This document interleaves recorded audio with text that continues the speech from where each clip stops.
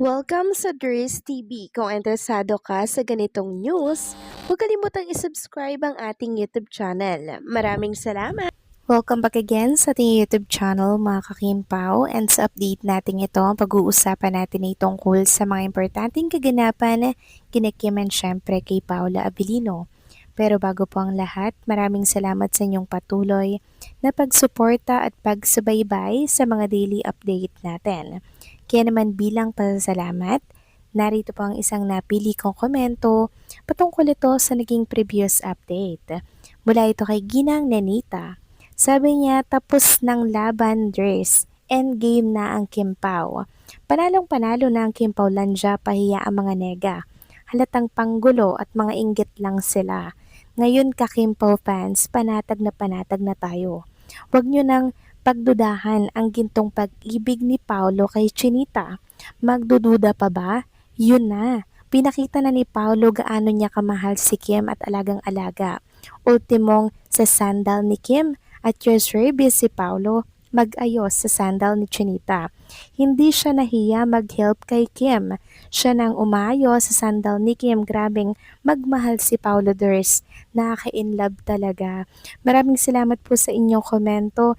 Ginang Nenita, yes, tama po kayo dyan. Si Paolo Abilino na po talaga yung to the rescue kay Chinita Princess para po siya ang umayos ng sandalyas na suot ni Kim Chu ng mga oras na yon. Kasi kung si Kim Chu nga naman po ang mag-aayos, pwede po siyang masilipan mga kakimpaw kasi nakadress lamang siya. Pinoprotektahan po ni Kim Chu syempre yung pagkababae ni Chinita. Kaya siya po talagang umayos. Doon pa lang sa simpleng gesture na yun ni Paula Avellino, makikita natin yung caring, yung concern, yung love, yung pagmamahal na binibigay ni Paula Avellino kay Chinita Princess. Kaya hindi na po dapat pa tayo nagdududa sa pinapakita pong pag-ibig ng isang Paolo Avellino. So maraming salamat po sa inyong komento, Ginang Nenita. God bless po sa inyo at mabuhay kayo. So eto na nga, pag-usapan na natin ang mga balita po na nakalap natin. Sa gabing ito, tunahin na nga nating pag-usapan ang tungkol dito sa trending na paghalik ni Paula Avellino kay Chinita Princess na kung saan ay ginawa na po ng iba-ibang version mga kakimpaw. Parang ano ba tawag dito? Chibi or parang cartoon mga kakimpaw. Cartoon version ng Kim Pao na kung saan ay nag-kiss si Paulo kay Kim Cho. Sabi nga dito, after the long drawn out negotiation from Kispirin in Agusan and Sorsogon, the half-closed eyes but no actual kiss at Ayala, Cloverleaf, the sneaky pretend kisses inside the jacket at the Bislig Piestahan, and the ASAP kiss cams, there it finally paid off in Edmonton at last. Yes, finally mga kakimpaw, natuloy sa Edmonton. Nakaka-excite tuloy kung ano pang another na mangyayari sa pang-fourth na show ni Kim and ni Paulo. Naku, abangan niyo yan mga kakimpaw kasi isa to sa inaabangan talaga ng marami. At hindi lang yung pakisang trending ngayon mga kakimpaw, dahil yung pahag din ng Kim Pao, trending na trending din ngayon sa social media. So yan, ipiplex ko na lamang po sa mga screen po ninyo mga kakimpaw. Sobrang higpit ng yakap ng isa't isa. Sa kiss mga kakimpaw, nabaliw na tayo. Ano pa kaya pag nagkadikit yung kanilang katawan katulad nito mga kakimpaw?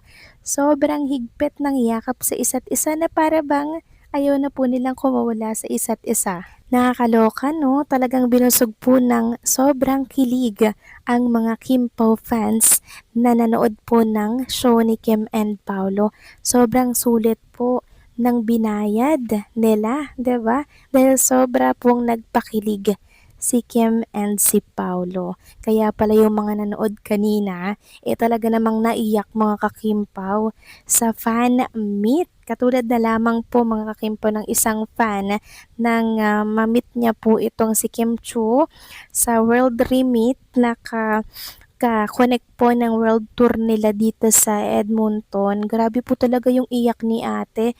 Talagang nakayakap siya kay Chinita Princess. Dati kasi parang wish niya lang ito na natupad na po ngayon. Sabi niya nga, finally, I got it done. I even cried. Thank you so much, Princess Chinita. I love you. Then, na-notice po ni Kim Chiu na umiiyak nga si ate. Makikita mo yung itsura ni Kimmy. Sobrang concerned, nag-aalala po siya mga kakimpaw. Kaya grinop hug po nila si ate para tumahan na po. Ang sweet ni Kim Chiu, no? Talagang hindi nyo mararamdaman na iba tayo sa kanya. Grabe, no? Nakakatuwang suportahan si Chinita Princess. Kaya marami pong nagmamahal sa kanya mga kakimpaw dahil sa kanyang genuine na pagmamahal sa mga Kimpaw fans na sumusuporta po sa kanya. And kanina nga po merong mensahe si Chinita Princess para sa lahat ng mga supporters na umattend po sa kanilang show ni Paolo na hindi daw mangyayari itong world tour nila kung hindi daw po dahil sa suportang binibigay ninyo sa kanilang tambalan ni Paolo. Napaka down to earth talaga ni Chinita Princess mga kakimpaw, no? Talagang hindi niya po yun kinikredit sa talent niya. Talagang lagi tayong included mga kakimpaw sa mga blessings at sa mga project na binibigay po sa kanya. Ang sweet lang mga kakimpaw, no? Deserve talaga ni Chinita Princess ng suporta mula po sa atin. Huwag kang mag-alala, Chinita Princess, dahil hindi kami magbabago at patuloy ka naming susuportahan sa bawat project na meron kayo ni Paolo. Samantalang next topic naman, pag-usapan natin mga kakimpaw, itong isa pang ganap sa show ni Kim and Paolo na kung saan mga kakimpaw, habang nagsasalita nga po si Paolo, ang dami pong audience doon sa Expo Center sumisigaw mga kakimpaw ng pakasalan mo na. Ang tinutukoy niya po ay si Chinita Princess. Pakasalan mo na si Chinita Princess. So nakita natin yung reaction ni Paula Abilino mga kimpaw. Rinig na rinig niya po yung salitang pakasalan mo na. So gustong-gustong sagutin yun mga kakimpaw ni Paulo Abilino. Gustong-gusto niya yung sagutin. Pero syempre, mga kakimpaw, gusto niya maging prabado ang tungkol dito sa magiging kasalan nila ni Chinita Princess. 'Di ba? Pero pakiramdam nga po natin at ng mga nakakita po sa reaksyon ni Paulo, gustong-gusto na niya din talaga mga kakimpaw na pakasalan si Chinita Princess. Pero mukhang hindi pa nga lang po handa si Chinita Princess dahil nga po sa career na meron sila ngayon ni Paolo. Sobrang kainitan ng career nila ngayon. Kaya mga kakimpaw, marahil ay binigyan po ng palugit or binigyan po ng panahon si Chinita Princess para pag-isipan ang tungkol dito. 'Di ba? Pero si Paolo talaga willing na siya mga kakimpaw eh. Pakiramdam ko gustong-gusto niya na din po kasing magpamilya or pakasal kay Chinita Princess. Pero sabi ko nga, may tamang panahon para po dyan mga kakimpaw. Malay nyo, di ba, mangyari yung usapan sa social media na sa last show ni Kim and Paolo, mangyari ito. Well, di ko naman sinasabi na mangyayari ito. Malay lang natin, 'di ba? Manifesting kumbaga. Pero syempre, huwag tayong aasa mga kakimpaw kasi baka masaktan tayo. Antayin natin yung right time na para sa kanila talaga ang panahon na yan. Okay? So, paano mga kakimpaw? Hanggang dito na lamang pong update natin at maraming salamat po sa inyong patuloy na pagsuporta.